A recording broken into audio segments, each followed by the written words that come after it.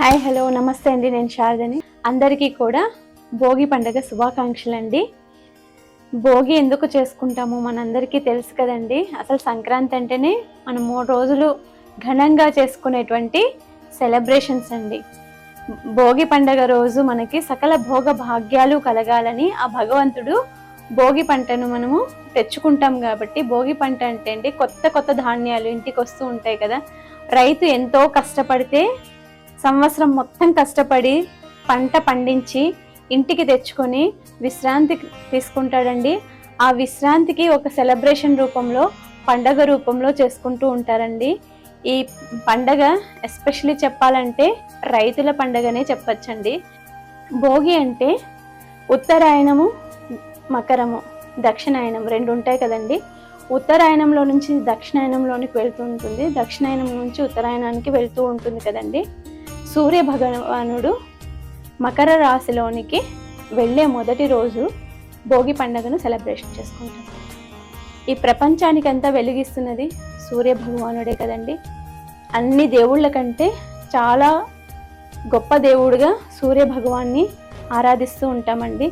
ఆయన లేనిది, సూర్యరశ్మి లేనిది మనకి పంటలు పండవు, మనమందరూ సస్యశ్యామలంగా ఉండం. కాబట్టి ఆయన మనకు మకర సంక్రాంతిలో ప్రవేశించే ఈ 6 నెలలు కూడా మనకి పుణ్యతిథులుగా భావిస్తాము. ఈ పుణ్యతిథుల్లో ఎవరైతే దానము, పూజ, దానము, ధర్మము ప్లస్ తర్పణం ఇస్తూ ఉంటాం కదండి పెద్దవాళ్ళకు మనము.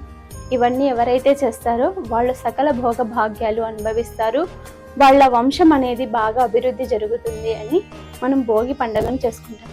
భోగి పండుగ ఉదయాన్నే లేయంగానే అండి మనము తైలంతో, నువ్వుల నూనె ఉంటుంది కదా, నువ్వులు కానివ్వండి, నువ్వుల నూనె కానివ్వండి, ఒంటికి రాసుకోవడము, లేకపోతే బకెట్లో వేసుకొని మనం తెల్లవారుజామునే బ్రాహ్మీ ముహూర్తంలో స్నానం చేసి భోగి మంటను వేసుకోవాలండి. భోగి మంటని వేయడం వల్ల మన ఇంట్లో పాతవి ఏవైనా మిగిలిపోతాయి కదా, వాటిని అన్నింటినీ తీసి ఆ భోగి మంటలో వేసి, భోగి పళ్ళను వేసి, చెరుకు గడులను వేసి అందులో మనం కాల్చి సెలబ్రేషన్ చేసుకున్నాం అనుకోండి, మనకు పట్టిన పీడ ఏదైనా ఉన్నా కూడా అది మొత్తం తొలగిపోతుంది, వచ్చే సంవత్సరం అంతా మనకు మంచిగా ఉంటుంది అనే ఒక ఉద్దేశంతో భోగిని మనము సెలబ్రేషన్ చేసుకొని ఆ మంట ఆరిపోయిన తర్వాత ఆ బూడిదని పిల్లలకి, పెద్దవాళ్ళము అందరం పెట్టుకుంటాం. 5 ఏళ్ల పిల్లలు, 5 ఏళ్ల చిన్న పిల్లల్ని అయితే అంత తొందరగా లేయరు కాబట్టి సాయంత్రం అవ్వంగానే భోగి పండ్లతోటి సకల భోగ భాగ్యాలు వాళ్ళకి కలగాలి అని భోగి పళ్ళు పోసుకుంటామండి. చిన్నపిల్లలకు భోగి పళ్ళు పోస్తాం కదా, 5 ఏళ్ళ లోప పిల్లలకి అదొక పండగలాగా సెలబ్రేట్ చేస్తాం. ఎందుకంటే ఆడపిల్లలని కాదు, మగపిల్లలని కాదండి, భోగి పండుగ అందరూ చేసుకుంటారు. ఇందులో ఎస్పెషల్లీ ఆడపిల్లలకి ఎక్కువ ఇంపార్టెన్స్ ఇస్తారండి. ఎందుకంటే ఇంట్లో ఆడపిల్ల లక్ష్మీదేవితో సమానం కాబట్టి. మగపిల్లలైతే ఒక వంశానికి మాత్రమే మోస్తూ ఉంటారు, అదే ఆడదైతే ఇటు తరము అటు తరం 2 తరాలని మోస్తుందండి. ఇటు పుట్టినిల్లులోను ఇక్కడ అత్తింట్లోనూ 2 తరాలని మోస్తుంది. కాబట్టి ఆడపిల్లతో ప్రతి పని చేయిస్తే మనకి అభివృద్ధి కలుగుతుందని వాళ్ళతో చక్కగా అలికిచ్చి, ముగ్గులు వేయించి, గొబ్బెమ్మలు పెట్టించి మనము అమ్మాయిలకి ప్రిఫరెన్స్ ఇస్తూ ఉంటామండి. ఒక ఆడదానికి ఎక్కడైతే ఇంపార్టెన్స్ జరుగుతుందో అక్కడ అన్నీ సమకూరుతాయి అనేది ఈ పండగ ద్వారా కూడా మనం తెలుసుకోవచ్చండి. ఈ భోగి పళ్ళను అవి పిల్లలు ఏరుకొని తిని, ఇప్పుడు సీజన్ మారుతూ ఉంటుంది కదండి, సీజన్ వైజ్ వచ్చే వ్యాధుల్ని కూడా నివారించడం అనేది మన ధర్మం కాబట్టి ఆ పళ్ళను కూడా తినండి అని చెప్తుంటారండి. చెరుకు గడలు, ఒక్కొక్క గడి నుంచి ఇంకొక గడిలోనికి, ఉత్తరాయణం నుంచి దక్షిణాయనంలోనికి సూర్య భగవానుడు ఎలా చేంజ్ అవుతాడో మనం చెరుకు గడల్ని కూడా భగవంతునికి సమర్పిస్తామండి.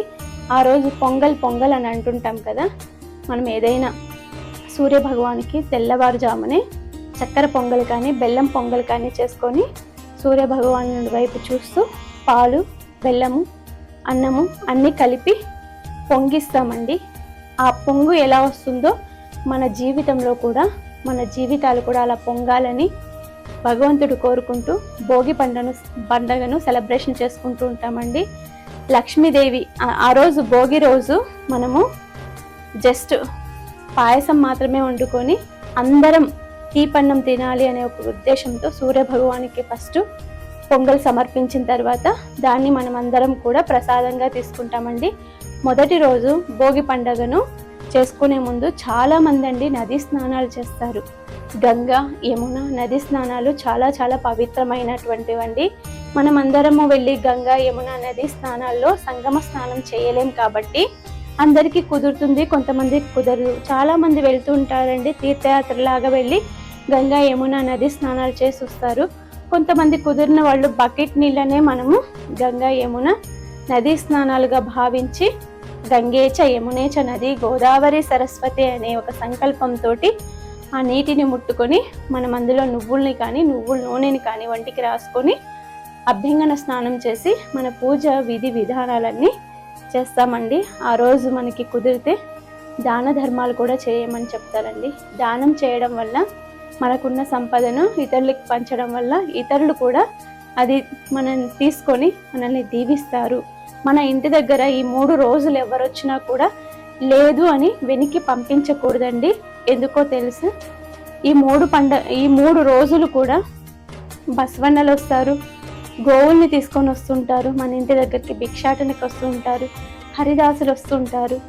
ఎవరు వచ్చినా కూడా లేదు అనుకోకుండా మీకు తోచింది ఏదైనా కానీ దానం చేయండి. అది వస్తు వాహన ఏ రూపంలో అయినా పర్వాలేదండి. మీకు ఏది ఇవ్వాలి అనిపిస్తే అది ఇవ్వండి. అవి ఇవ్వలేము అంటే గుప్పెడు బియ్యాన్ని ఇవ్వండి. ఎందుకంటే మనకి ప్రతి ఒక్కరికి ఈ సీజన్లోనే అన్ని కొత్త బియ్యం స్టోర్ అవుతాయండి. పంటలన్నీ వస్తాయి, కొత్త బియ్యం అంతా స్టోర్ అవుతుంది. ఆ కొత్త బియ్యంతో మనం పొంగల్ చేయించుకొని దేవుడికి నైవేద్యం పెట్టి చేస్తుంటాం కాబట్టి అదే బియ్యాన్ని మీరు ఇచ్చారనుకోండి, బియ్యంలో లక్ష్మీదేవి కూడా కొలువై ఉంటుందండి. మనం చాలా దేవాలయాలకు వెళ్తూ వస్తూ ఉంటామండి.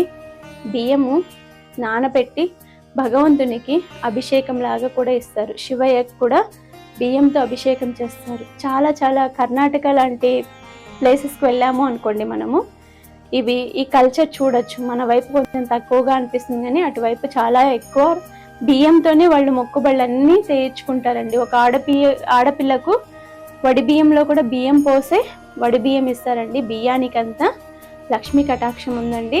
అందరూ దానం చేయండి, ధర్మం చేయండి, సకల భోగ భాగ్యాలను అనుభవించి ఈ భోగి పంటను భోగాలతోటి, భోగము అంటే ఐశ్వర్యం అండి. మనం ఎంతైతే ఐశ్వర్యవంతులవుతామో అదే అంత తలుచుకొని ఇతరులకు కూడా దాన ధర్మాలు చేయాలండి.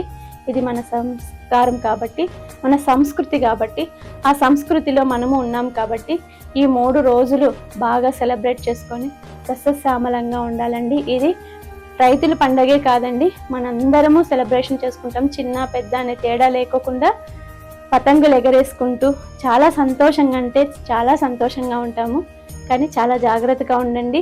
పతంగులు ఎగరేసేటప్పుడు పిల్లలకి ఈ మాంజాలు అనేటివి ఇప్పుడు వస్తున్నాయి. ముందు కాలంలో మనము దారం వేసి ఎగరేసే వాళ్ళమండి పతంగులు. అవి సేఫ్టీగా ఉండేవి. కానీ ఇప్పుడు పతంగులు అనేవి మాంజాతోటి వేస్తున్నారు. చాలా దూరం ఎగరాలి అనే ఒక ఉద్దేశంతో. కానీ ఎక్కడ పడితే ఎక్కడ చెట్లకు ఈ మాంజాలు చిక్కులుకోవడం వల్ల పిల్లల ప్రాణాలు కూడా పోతున్నాయండి. బైక్లో ప్రయాణాలు చేసే వాళ్ళు దయచేసి మన నెక్ భాగానికి ఎక్కడైనా తగిలిందంటే నెక్ కట్ అయిపోతుందండి. ఒక టవాల్ లాంటిది ఒక 2-3 నెలలు కూడా ఈ మాంజా ప్రభావం మనకు ఉంటుంది. ఆ మాంజా మన నెక్కు తగులుకోకుండా బండిలో వెళ్ళే వాళ్ళు ప్రతి ఒక్కరు కూడా మన నెక్కు ఒక టవాల్ లాంటిది కట్టుకోండి. ఎందుకంటే మాంజా ఉంది అనేది కూడా మనకు కనిపించదు. ఒక స్పీడ్లో వెళ్తూ ఉంటాము, మాంజా పట్టేస్తుంది అనుకోండి, ఎన్నో పశుపక్షాదులు కూడా చనిపోతూ ఉంటాయండి ఆ మాంజా కారణంగా. దయచేసి ఆ మాంజాని బ్యాన్ చేస్తే బాగుంటుందని చాలా అనుకుంటున్నానండి నేను. ఎవరైనా ఏ పుణ్యాత్ములైనా ఆ మాంజాని బ్యాన్ చేసి దారంతో పతంగులు ఎగరేసే స్టేజ్కి వస్తే బాగుంటుందని అనుకుంటున్నాను. చాలా చాలా జాగ్రత్తగా ఆడుకోండి. పిల్లలు జాగ్రత్త. మిద్ది పైన వెళ్ళి కైట్లు ఎగరేసేటప్పుడు కూడా పండగ ఎంత విశేషత, మనం పండగ విశేషత ఎంత చెప్తామో జాగ్రత్తలు కూడా అంతే చెప్పాలండి. మనం జాగ్రత్తగా ఉన్నామనుకోండి బాగా సెలబ్రేషన్ చేసుకోవచ్చు. అందరూ కూడా మంచిగా సంతోషంగా ఆనందంగా సకల భోగ భాగ్యాలతో ధనధాన్యాలతో కీర్తి ప్రతిష్టలతో ఈ భోగి పండుగను సెలబ్రేషన్ చేసుకోవాలని, మీ ఇంట్లో అన్ని భోగాలు భాగ్యాలు లక్ష్మీ కటాక్షం ఎల్లప్పుడూ కలగాలని కోరుకుంటూ శ్రీమాత్రే నమః.